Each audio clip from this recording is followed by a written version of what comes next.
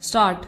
May I, Madam, draw the attention of the Honorable Minister to an important committee set up by the Government of India in 1958 under the chairmanship of Mr. Niyogi, who was asked to inquire into the various problems of railway road coordination.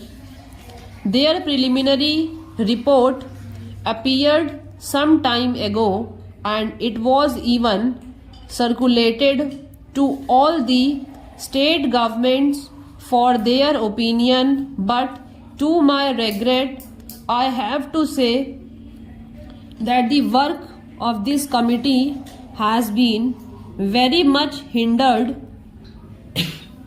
as a result of the indifference and, may I say, callous negligence on the part of the state governments as well as on the part of the ministry concerned in taking up this question and in pursuing it, so that we may be able to have a clear and comprehensive picture of the transport situation in the country.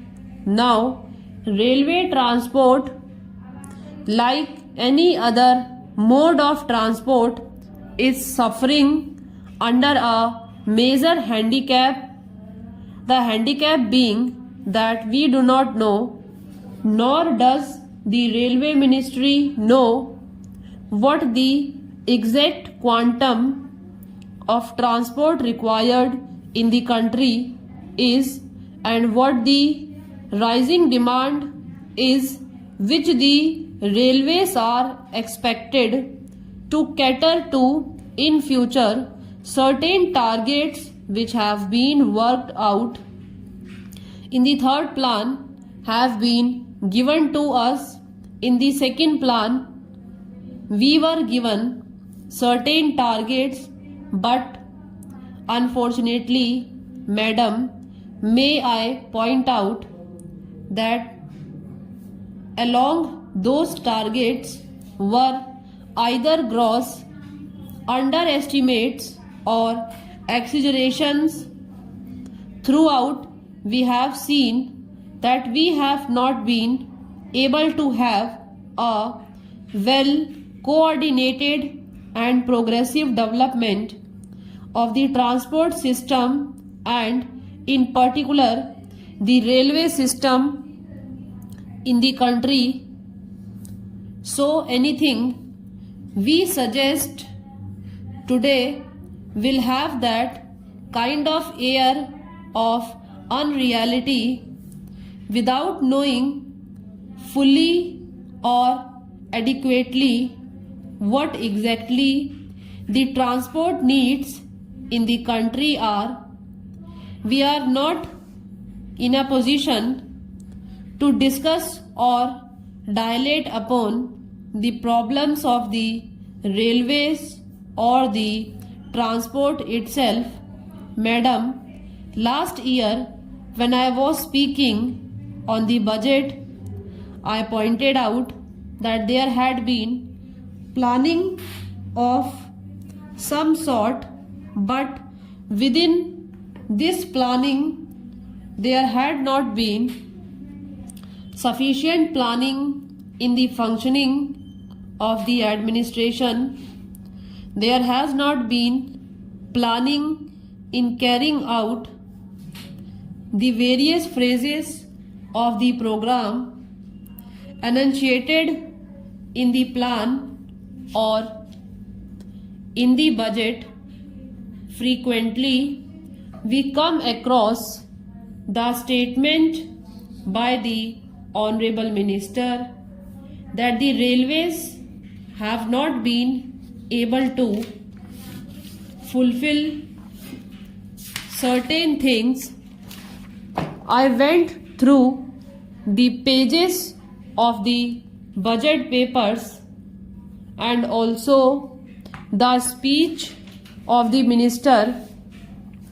I came across this significant expression wherever there are failures or shortfalls in performance, we are told that these are mainly due to unpredictable factors or factors beyond control.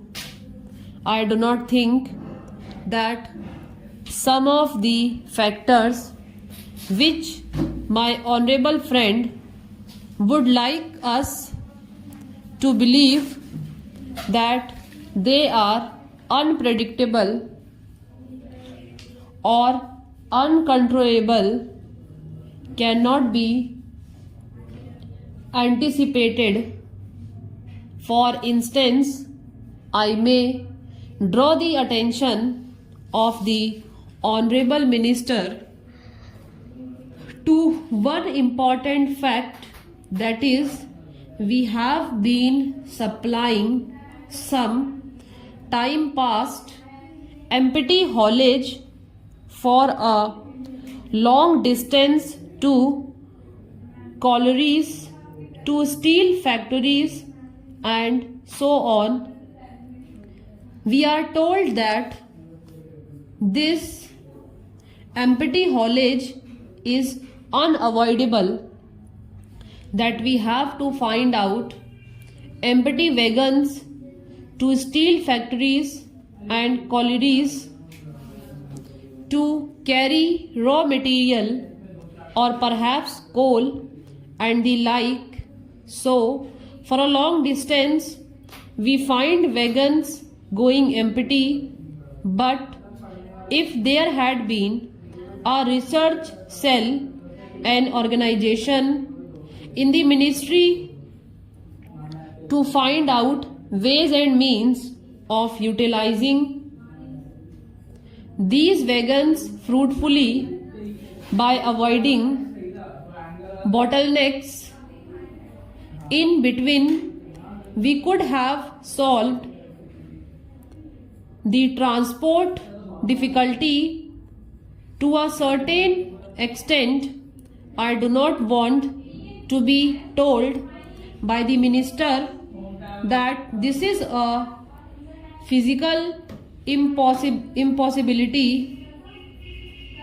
Even in the advanced countries of the world, every movement of wagon, coach and engine is planned before it is put into operation.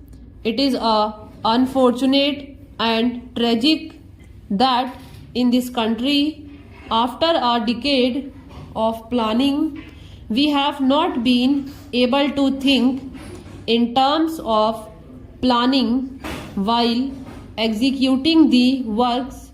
Now, in regard to some of the general problems of the railways, I would say first of all that the rise in demand is so great that we have to be prepared to provide not only adequate but also effective transport facilities to our people.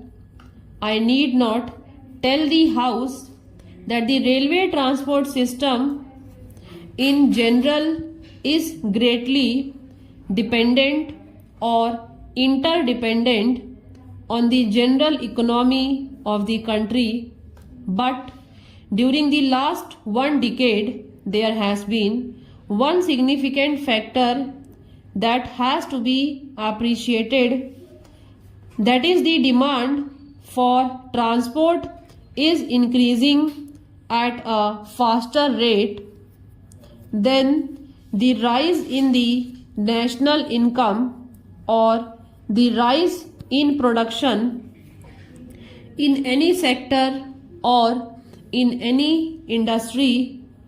This is a factor that has not been adequately appreciated.